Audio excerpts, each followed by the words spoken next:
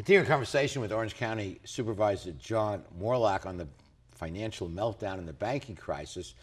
I asked Mr. Walker a question in the course of the interview with the head of F&M Bank, saying, you guys really have a revolutionary philosophy of lending. You only lend money to people who can pay you back. What a revolutionary thought. And as you point out, loans were being made to anyone who could breathe without reported income. Just tell us how much you make, we'll write it down, and crazy stuff, a classic bubble. Yeah, and the federal government didn't help either with community redevelopment, CMRA is the acronym, requiring banks to make loans to certain people as well. So the federal government sort of, added fuel to the fire. Yeah. And so now we're watching them scramble, and now what are we looking at? Nationalization, socialization? This is going to be very scary. We asked this expert to write our guest column for the May-June issue of the Straight Talk Reporter. The headline is, "All I Can See for Miles Around is Debt or Bust." Tell us a little bit about your thesis. Well, we have just finished a year and a half of amazing declines in global and domestic stocks. And that has had a major impact on public employee pension plans. The traditional pension plan has 60% of its portfolio in stocks. If that goes down 40%, and let's just say the bond portfolio holds even, you're going to lose 20% of your portfolio in a year, which has happened with CalPERS, and it's happening with other independent retirement systems around the state. You have to make up that difference, that loss, and that's done by employer contributions.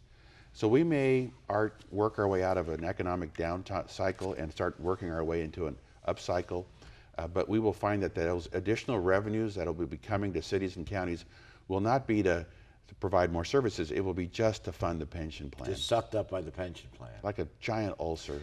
Is your solution that we get away from defined benefit plans? That is one really good solution, probably untenable because the union community would go ballistic. But a second tier certainly needs to be looked at. We're looking at whether or not retroactive benefits that are granted, whether those are constitutional, because you create a debt without the vote of the taxpayers. And you've brought a case to challenge that. Yeah, we're in the middle of that right now. We're working in LA Superior Court with Judge Bendix. And then the other solution is to file Chapter 9 bankruptcy. We mentioned Vallejo earlier, but if you can go into a federal bankruptcy court and renegotiate and redraft all of your contracts. Which they have the legal right to do. That's Absolutely. what bankruptcy courts do. That's what they do. So when you take this, there are some states that have, and we said San Francisco has a fully funded pension plan. If you treat them properly, you don't have a problem. But if you get aggressive and you try to get all these benefits, this pendulum has to start swinging back.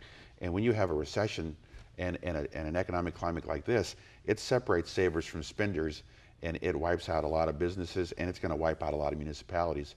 So you may see a lot of bankruptcies pursued by cities and counties just to try and fix this problem. So maybe Orange County was a bellwether, an early canary. Well, we at least showed you how it's done.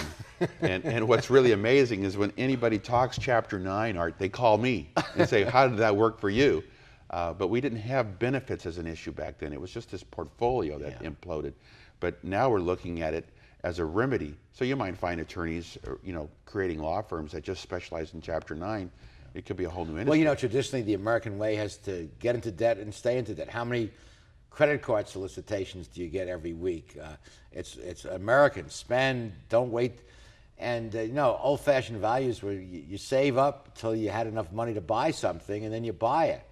But we want it now, and we've become addicted to credit. And we have to withdraw from that addiction if we're going to get out of this mess. That's correct. I mean, paying cash is rather novel, but it's going to be vogue. Our grandparents learned it the hard way in the Depression. We're going to learn it this time. I sometimes jokingly go into stores and say, do you accept cash here? Yeah. But we encourage it at the personal level, and we encourage it at the state level. 90% of bond measures on the state ballot pass. We just keep saying, keep borrowing, and that's got to stop because, like I said, if you want to be a spender and you lose your job. We really have to look to the elites, and no one's a bigger spender than the federal government. No one piles up more deficits than the federal government. Of course, they don't have to pay for them because they can print money. But we need to bring our governments under control as well as ourselves under control. Because the federal government now has to negotiate with its lender. Who is its lender? China? Middle East? This puts our nation in a very precarious position. Sobering thoughts, but we have to deal with it. Well, we'll be back with the remaining portions of Straight Talk after these messages.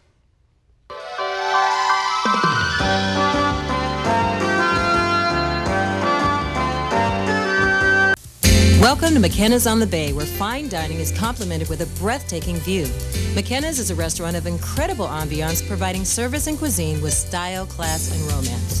The menu offers a variety of appetizers, serious seafood, prime steaks, an oyster bar, and specialty entrees for either lunch or dinner. McKenna's on the Bay features patio dining, nightly entertainment, and 2 banquet facilities. No matter what your occasion, McKenna's on the Bay is like being on vacation. Join us today at McKenna's on the Bay. Founded in 1976, Polly's Gourmet Coffee is Southern California's most complete gourmet coffee store. Polly's has the best tasting coffee, freshly roasted every day right in the store, plus a wide selection of teas, an in-house bakery, espresso bar, patio dining, and more. We also offer Wi-Fi, free internet access for all of our customers. Our nationwide clientele agree when it comes to coffee, there's only one name to remember: Polly's. 4606 East 2nd Street, welcoming you into Belmont Shore.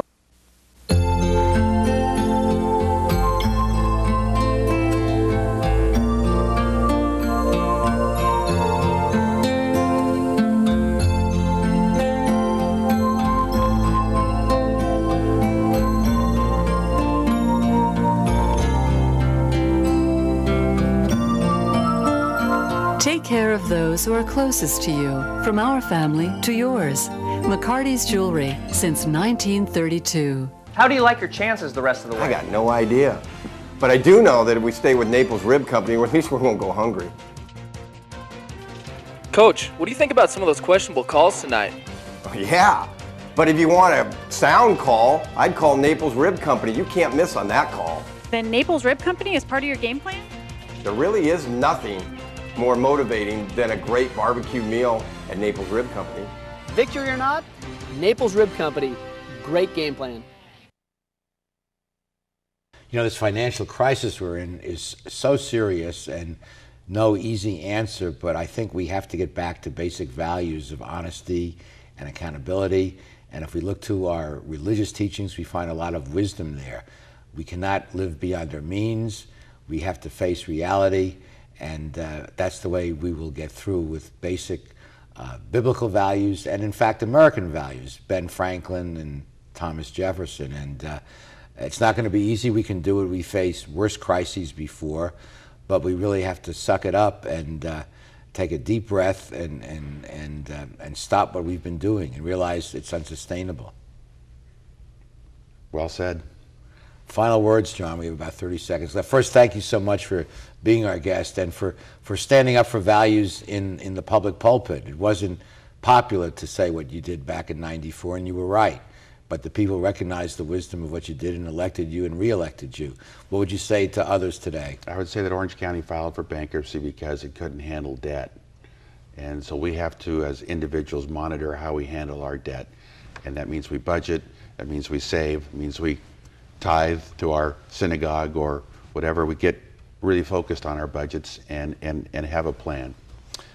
John Moorlach, thank you so much for joining us here on Straight Talk and giving us some real Straight Talk. We hope you'll be back. Thank you, Art. Would love to. Thank you so much for joining us for this wonderful show. Please join us next week for the next edition of Straight Talk. Good night, everyone. Straight Talk has been brought to you by Southern California Edison, the Press Telegram, and Long Beach Magazine. And remember, Straight Talk is viewable worldwide 24/7 at straighttalktv.com.